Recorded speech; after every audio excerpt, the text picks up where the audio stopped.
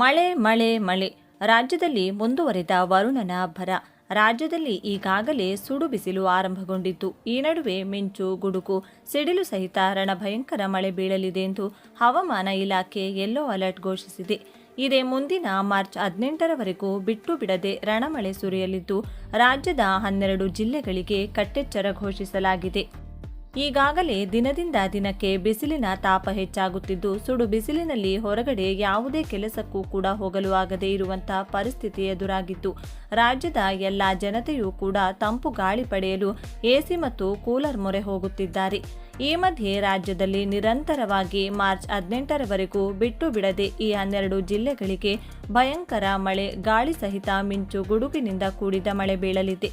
ಪ್ರತಿ ಗಂಟೆಗೆ 60ರಿಂದ 70 ಕಿಲೋಮೀಟರ್ ವೇಗದಲ್ಲಿ ಭಯಂಕರ ಗಾಳಿ ಬೀಸಲಿದ್ದು, ಮಿಂಚು ಗುಡುಗಿನಿಂದ ಕೂಡಿದ ಮಳೆ ಬೀಳಲಿದೆ. ಸಾರ್ವಜನಿಕರಿಗೆ ಅಗತ್ಯ ಮುನ್ನೆಚ್ಚರಿಕೆಯ ಕ್ರಮಗಳನ್ನು ತೆಗೆದುಕೊಳ್ಳಲು ಸೂಚಿಸಲಾಗಿದ್ದು, ಇನ್ನೇನು ಬೇಸಿಗೆ ಆರಂಭವಾಗಿದೆ, ಮಳೆಯ ಸಂಭವ ಇಲ್ಲ ಎಂದುಕೊಂಡಿರುವ ಜನತೆಗೆ ಮಳೆರಾಯನು ಬೇಸಿಗೆಯ ಅವಧಿಯಲ್ಲಿಯೂ ತಂಪೆರೆಯಲು ಬರುತ್ತಿದ್ದಾನೆ. ಆದರೆ ಯಾವುದೇ ಹಾನಿಯಾಗದೆ ಸರಾಗವಾಗಿ ಮಳೆ ಬಂದರೆ ಯಾವುದೇ ಅಡ್ಡಿ ಇರಲ್ಲ. ಆದರೆ ರೈತರ ಬೆಳೆಗಳು ಹಾನಿಯಾಗುವಷ್ಟು ಹಾಗೂ ಜನರ ಜೀವನ ಅಸ್ತವ್ಯಸ್ತವಾಗುವಷ್ಟು ಭಯಂಕರ ಗಾಳಿ ಸಹಿತ ಮಳೆ ಬೀಳುವುದರಿಂದಾಗಿ ಸಾರ್ವಜನಿಕರಿಗೆ ಸಂಕಷ್ಟ ಎದುರಾಗುವ ಪರಿಸ್ಥಿತಿ ಇದೆ. ಬನ್ನಿ, ಇಷ್ಟಕ್ಕೂ ರಾಜ್ಯದ ಯಾವ 12 ಜಿಲ್ಲೆಗಳಿಗೆ ಇವತ್ತಿನಿಂದ ಇದೇ ಮಾರ್ಚ್ 18ರವರೆಗೂ ಸತತವಾಗಿ ಮಳೆ ಬೀಳಲಿದೆ ಎನ್ನುವ ಬಗ್ಗೆ ಕಂಪ್ಲೀಟ್ ಆಗಿ ತಿಳಿದುಕೊಳ್ಳಲು ಈ ವಿಡಿಯೋವನ್ನು ತಪ್ಪದೇ ಕೊನೆವರೆಗೂ ನೋಡಿ. ಮಳೆ ಗಾಳಿಯಿಂದಾಗಿ ಯಾವುದೇ ಹಾನಿ ಉಂಟಾಗದಿರಲಿ ಎಂದು ನೀವು ಕೂಡ ಆ ದೇವರಲ್ಲಿ ಕೇಳಿಕೊಳ್ಳೋದಾದರೆ ಈ ವಿಡಿಯೋಗೆ ಈಗಲೇ ಒಂದು ಲೈಕ್ ಕೊಡಿ. ಬನ್ನಿ, ಇದೇ ಮುಂದಿನ ಮಾರ್ಚ್ 18ರವರೆಗೂ ಕರ್ನಾಟಕದ ಯಾವ 12 ಜಿಲ್ಲೆಗಳಿಗೆ ಸತತವಾಗಿ ರಣಮಳೆ ಬೀಳಲಿದೆ ಎನ್ನುವ ಬಗ್ಗೆ ಕಂಪ್ಲೀಟ್ ಆಗಿ ತಿಳಿದುಕೊಳ್ಳಲು ಕೊನೆವರೆಗೂ ನೋಡಿ. ರಾಜ್ಯದ ವಿವಿಧೆಡೆ ಮಳೆಯಾಗುವ ನಿರೀಕ್ಷೆ ಇದೆ ಎಂದು ಹವಾಮಾನ ಇಲಾಖೆ ಮುನ್ಸೂಚನೆ ನೀಡಿದೆ. ಸೆಕೆಯಿಂದ ಕಂಗಾಲಾಗಿರೋ ಜನರಿಗೆ ಮಳೆ ತಂಪೆರೆಯಲಿದೆ. ಎಲ್ಲೆಲ್ಲಿ ಮಳೆ? ದಕ್ಷಿಣ ಕನ್ನಡ, ಕೊಡಗು, ಮೈಸೂರು, ಚಿಕ್ಕಮಗಳೂರು ಮತ್ತು ಹಾಸನ ಜಿಲ್ಲೆಯ 1 ಅಥವಾ 2 ಸ್ಥಳಗಳಲ್ಲಿ ಹಗುರ ಮಳೆಯಾಗುವ ಸಾಧ್ಯತೆ ಇದೆ.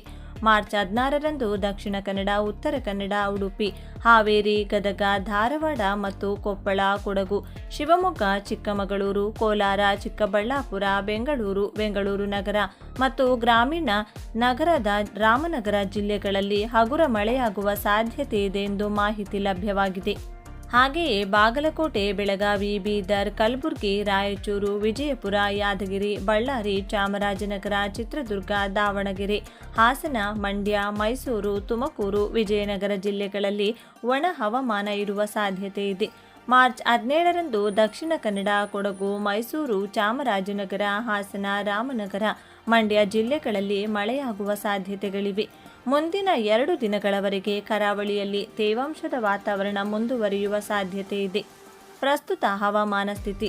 ಬೆಂಗಳೂರು ಹವಾಮಾನ ಕೇಂದ್ರದ ವಿಜ್ಞಾನಿ ಡಾಕ್ಟರ್ ಎನ್ ಪುವಿಯರಸನ್ ಅವರ ವರದಿಯ ಪ್ರಕಾರ ಪ್ರಸ್ತುತ ಕೊಮೊರಿನ್ ಪ್ರದೇಶ ಮತ್ತು ಅದರ ಸುತ್ತಮುತ್ತಲ ವಾಯುಮಂಡಲದಲ್ಲಿ ಸುಳಿಗಾಳಿಯ ಪರಿಚಲನೆ ಮುಂದುವರೆದಿದೆ. ಆದರೆ ಬಂಗಾಳಕೊಲ್ಲಿಯಲ್ಲಿ ಮತ್ತು ಶ್ರೀಲಂಕಾ ಭಾಗದಲ್ಲಿದ್ದ ಚಂಡಮಾರುತದ ಪರಿಚಲನೆ ಕ್ಷೀಣಿಸಿದೆ.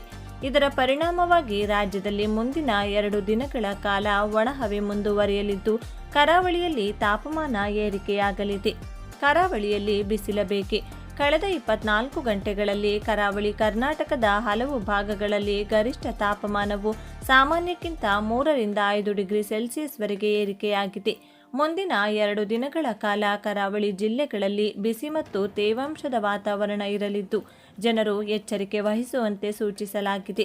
ಮತ್ತೊಂದೆಡೆ ಉತ್ತರ ಒಳನಾಡಿನ ಕೆಲವು ಕಡೆಗಳಲ್ಲಿ ಕನಿಷ್ಠ ತಾಪಮಾನ ಸಾಮಾನ್ಯಕ್ಕಿಂತ ಕಡಿಮೆ ಇದ್ದು, ಮುಂಜಾನೆ ಚಳಿ ಇರಲಿದೆ. ಮಾರ್ಚ್ 15ರಿಂದ ಮಳೆ ಆರಂಭ. ಮಾರ್ಚ್ 12ರಿಂದ 14ರವರೆಗೆ ರಾಜ್ಯದಾದ್ಯಂತ ಒಣಹವೆ ಇರಲಿದೆ. ಆದರೆ ಮಾರ್ಚ್ 15ರಿಂದ ವಾತಾವರಣದಲ್ಲಿ ಬದಲಾವಣೆಯಾಗಲಿದ್ದು, ದಕ್ಷಿಣ ಕನ್ನಡ ಮತ್ತು ಉಡುಪಿ ಜಿಲ್ಲೆಗಳಲ್ಲಿ ಹಗುರ ಮಳೆಯಾಗುವ ನಿರೀಕ್ಷೆ ಇದೆ. ಇದೇ ದಿನ ದಕ್ಷಿಣ ಒಳನಾಡಿನ ಕೊಡಗು, ಮೈಸೂರು, ಚಿಕ್ಕಮಗಳೂರು ಮತ್ತು ಹಾಸನ ಜಿಲ್ಲೆಗಳ 1 ಅಥವಾ 2 ಕಡೆ ಮಳೆಯಾಗುವ ಸಾಧ್ಯತೆ ಇದೆ. ಮಾರ್ಚ್ 16ರಂದು ಮಳೆಯ ವ್ಯಾಪ್ತಿ ಮತ್ತಷ್ಟು ವಿಸ್ತರಿಸಲಿದೆ. ಉತ್ತರ ಒಳನಾಡಿನ ಹಾವೇರಿ, ಗದಗ, ಧಾರವಾಡ ಮತ್ತು ಕೊಪ್ಪಳ ಜಿಲ್ಲೆಗಳಲ್ಲಿ ಮಳೆಯಾಗುವ ಸೂಚನೆ ಇದೆ. ದಕ್ಷಿಣ ಒಳನಾಡಿನ ಬೆಂಗಳೂರು ನಗರ, ಬೆಂಗಳೂರು ಗ್ರಾಮಾಂತರ, ಶಿವಮೊಗ್ಗ, ಕೋಲಾರ, ಚಿಕ್ಕಬಳ್ಳಾಪುರ ಮತ್ತು ರಾಮನಗರ ಜಿಲ್ಲೆಗಳಲ್ಲಿಯೂ ಹಗುರ ಮಳೆಯಾಗುವ ಮುನ್ಸೂಚನೆ ನೀಡಲಾಗಿದೆ. ಬೆಂಗಳೂರು ಹವಾಮಾನ.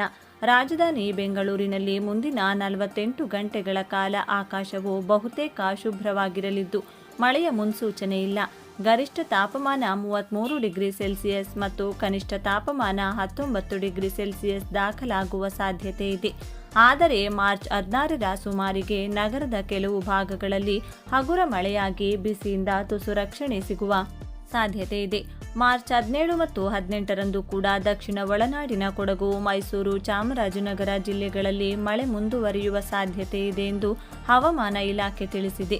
ಒಟ್ಟಾರೆಯಾಗಿ ಹೇಳೋದಾದರೆ ಮುಂದಿನ 5 ದಿನಗಳವರೆಗೆ ರಾಜ್ಯದ ಗರಿಷ್ಠ ಮತ್ತು ಕನಿಷ್ಠ ತಾಪಮಾನದಲ್ಲಿ ಯಾವುದೇ ದೊಡ್ಡ ಬದಲಾವಣೆಗಳಾಗದಿದ್ದರೂ ಅಲ್ಲಲ್ಲಿ ಸುರಿಯುವ ಮಳೆ ಭೂಮಿಯನ್ನ ತಂಪಾಗಿಸಲಿದೆ.